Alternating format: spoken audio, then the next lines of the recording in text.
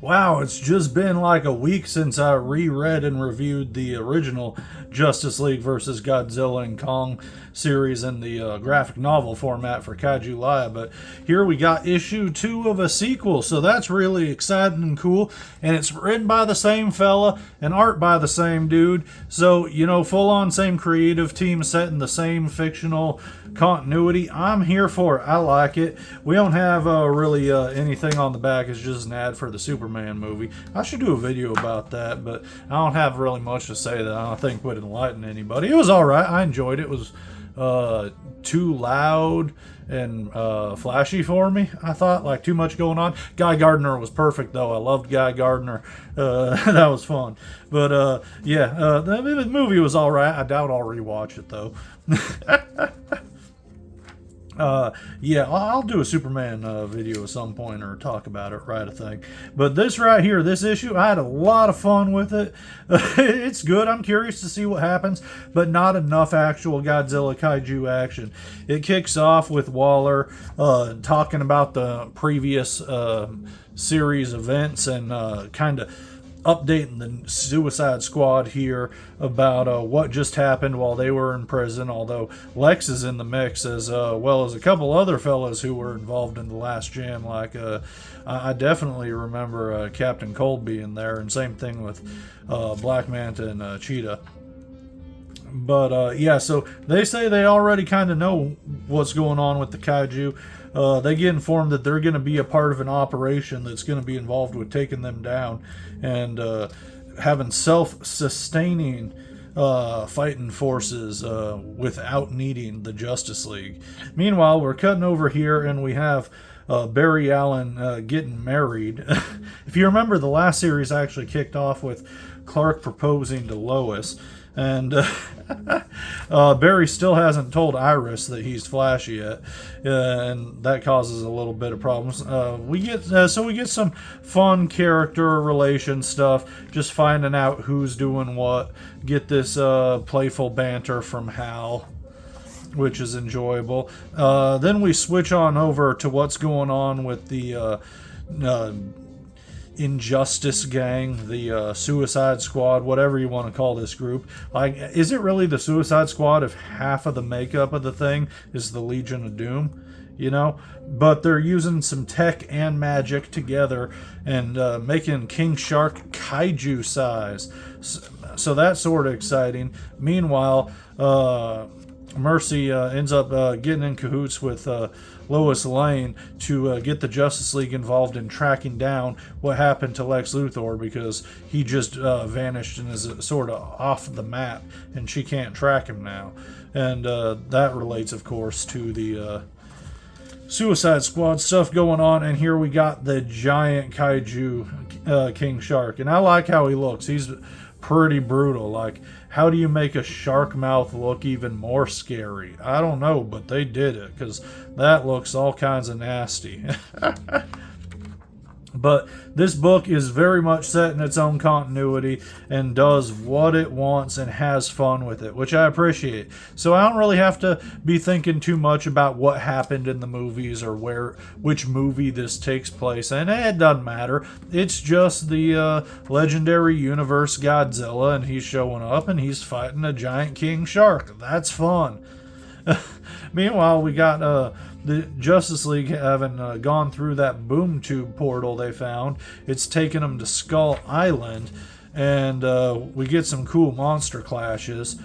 Here's a big old page ad for Trinity, daughter of Wonder Woman.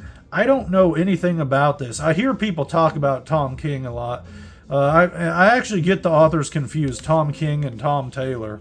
Two Toms working for DC, and I'm not sure who's who or what's what that I hear about, but I want to say this is the dude who did the botched Batman Catwoman marriage thing.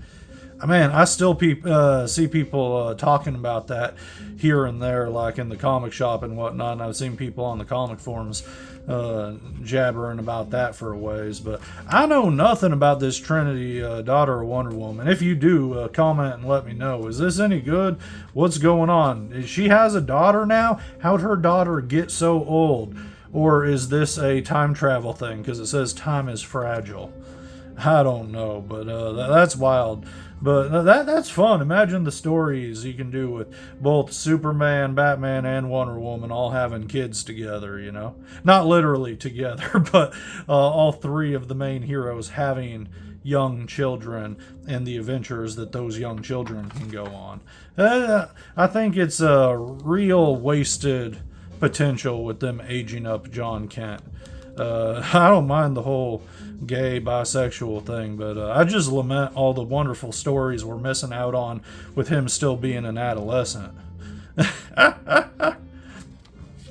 But yeah, this fight is a lot of fun. We get the big old bat creatures on Skull Island, and them taking care of that while cutting over to the King Shark and Godzilla fight, which is cool. I will say though that on this flip through, there is more actual kaiju fighting in this issue than I remembered there being. It just felt like there was so much setup and not enough action. I don't know. It just felt like not as much actually happened as I would have wanted. But it really is just an issue 1. And the King Shark fight, really quick, but it's cool. It's cool. Just Godzilla's totally going to win. And thankfully, King Shark shrinks right as Godzilla's about to do that fatality move.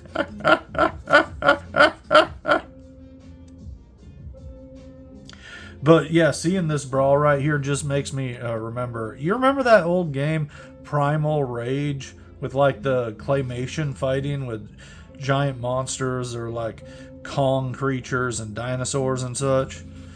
Man, yeah, I'd love to see something like that with the legendary monsters. That would be really cool. And seeing that fight there got me thinking about it. I wouldn't mind a cameo of this version of King Shark either. He looks cool. I dig that look. But yeah, this end is pretty neat with the confrontation. You got all the people in the squad, just kind of coming to a head with each other, bit of a power conflict. All the while, you got Kong here just showing up looking super scary. I love how he looks there. He don't give a fuck that he's shouting at Superman. This is his island. I love that, the whoomp. Man, never get rid of the sound effects in comic books. It's what makes it a part of the medium. I love it. But this end right here is just stone cold. And again, in the previous one that we saw, yeah, this is its own continuity, and it does what it wants, and it will kill whoever it wants. You took out my guy in the last one, and I'm still bitter about it. But now you're taking out the Wall, too? I love Waller. She's so awesome. She is my queen. And breaking my heart here. You're breaking my heart.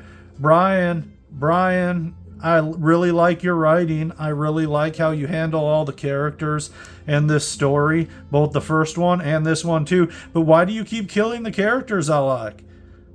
I'm not even mad. I'm just a little bit sad and mostly disappointed.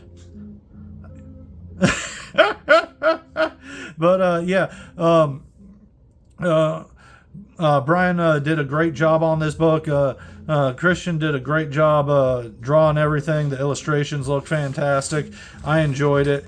In the back, there's a little bit of a preview for Action Comics here, which looks pretty good. But not for me.